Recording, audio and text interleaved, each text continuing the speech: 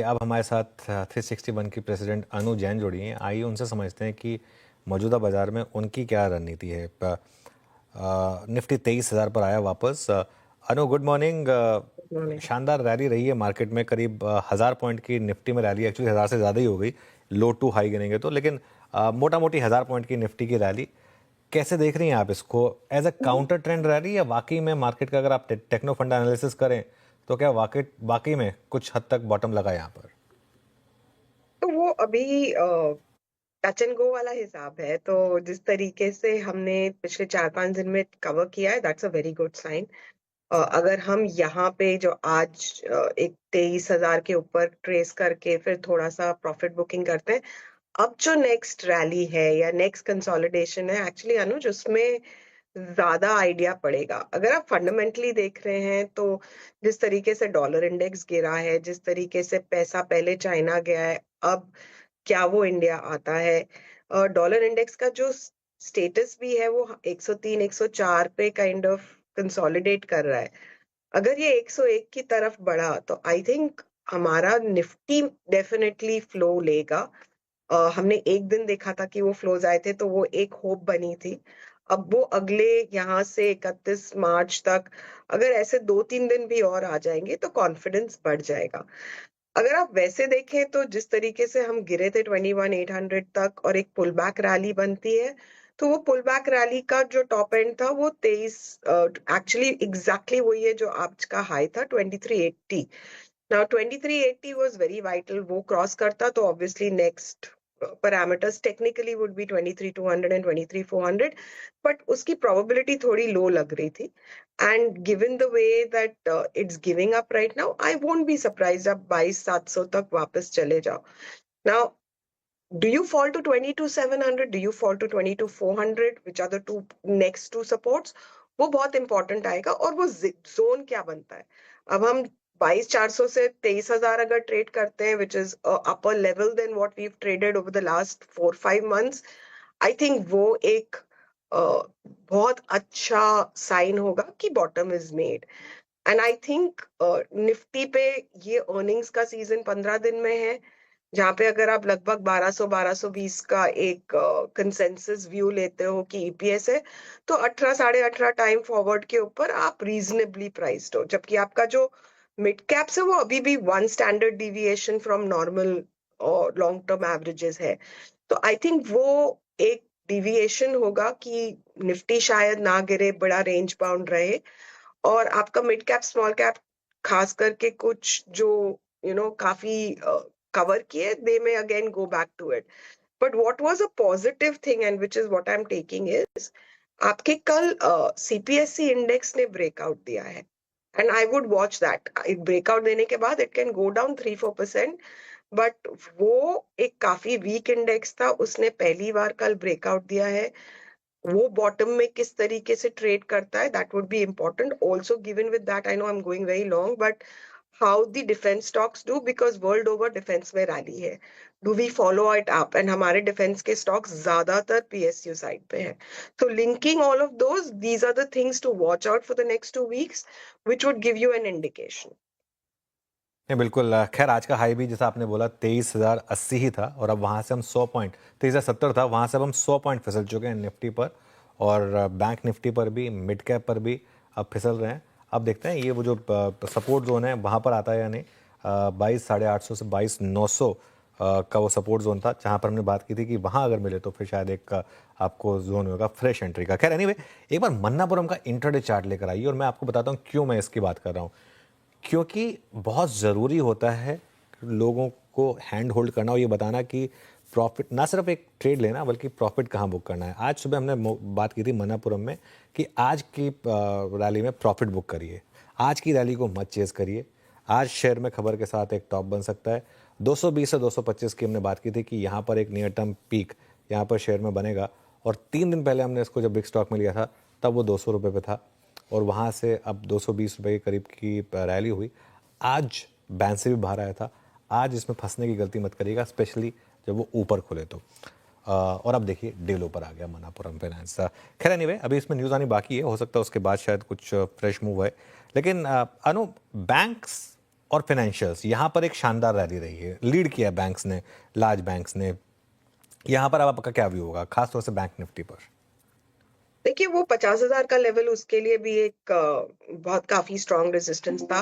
तो वहां पे अगर थोड़ी प्रॉफिट बुकिंग आती है, I think it's very very normal. अगर आप फंडामेंटली भी देखें तो अगर हम 18-19 के पी की बात करें निफ्टी की, बैंक निफ्टी इज रिलेटिवली 16 17 16.5 18 का है। I think the most expensive is 19 times और 19 टाइम्स इज आईसीआईसीआई, जो सबसे स्ट्रॉन्ग बैंक है आपका।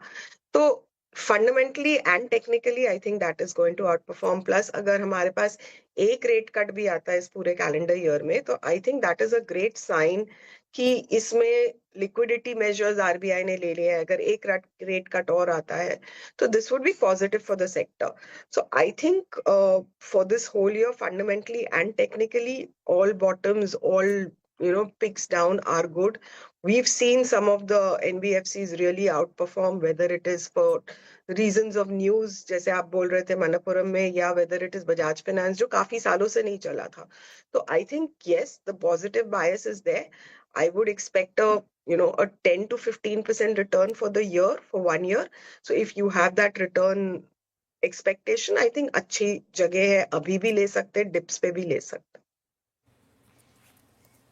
अनु जी नमस्कार, वीरेंद्र बोल रहा हूँ। अभी आपका मेटल्स पे क्या आकलन है? क्योंकि पूरी इस तेजी को स्पॉन्सर लगभग 60% मेटल्स ने किया था। शुरुआत में तेजी की पकड़ी मेटल्स ने, दोनों ही, आई मीन मेटल्स पे और डॉलर इंडेक्स, इनके एनालिसिस आपके क्या कहते हैं? क्या सिर्फ एक ट्रेड सेंस रखना चाहिए यहाँ पर, अब यहाँ प्रॉफिट्स कैश में कन्वर्ट करें बट, या फिर ये रैली सस्टेन करेगी? कि this is a global rally जिसमें हमारा ओवरबॉट होना कोई इम्पोर्टेंस नहीं है।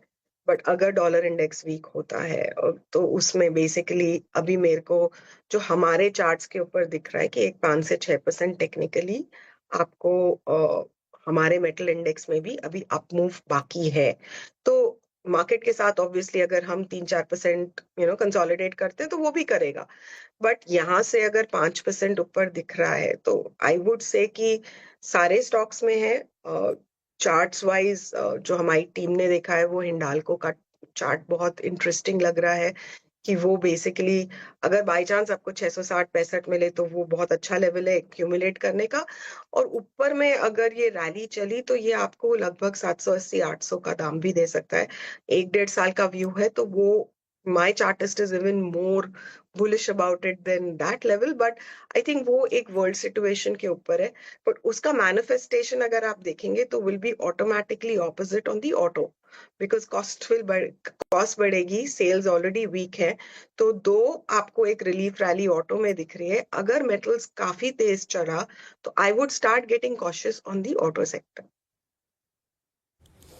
नहीं, बिल्कुल वो विजिबल भी है। कल तमाम ऑटो कंपनियों ने गुजारिश की भी थी DGTR से कि नहीं, आई मीन सेफगार्ड ड्यूटी को ना बढ़ाया जाए, ना लगाई जाए, लेकिन वो दरकिनार कर दी गई। निफ्टी ऑटो हालांकि आज सुबह स्टेबल था, स्ट्रॉन्ग था, लेकिन बैकफुट पे आता हुआ एज ऑफ नाउ। अच्छा अनुज जी, कुछ इंडिविजुअल पॉकेट्स को देखिए जिन्होंने बहुत स्ट्रेंथ दिखाई है।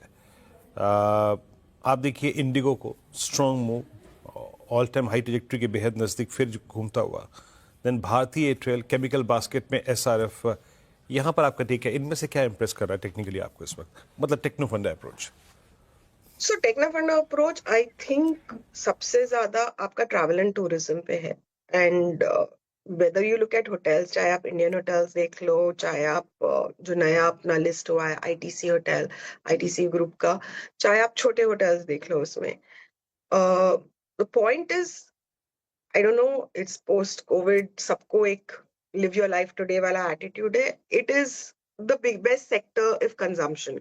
मेरे ख्याल से निफ्टी में अगर आप देखेंगे हमारा FMCG कंजम्पशन का जो बास्केट है उसमें से कुछ भी नहीं इतना चला है जितना आपका IndiGo, Indian hotel, any of these stocks are doing well. तो इसके ऊपर तो while they'll stay expensive, the multiples are not cheap. I think anything which is a drop, any consolidation are points to get in for at least, I would say, 2 years. Because abhi aapke paas jo ek visibility hai of, the rooms coming up or the travels is for 1 to 2 years. Jisme both the bigger hotels and the airlines have given very good indications. तो मेरे ख्याल से 1.5 से 2 साल के लिए तो इनके पास अभी भी ब्लू स्काई है।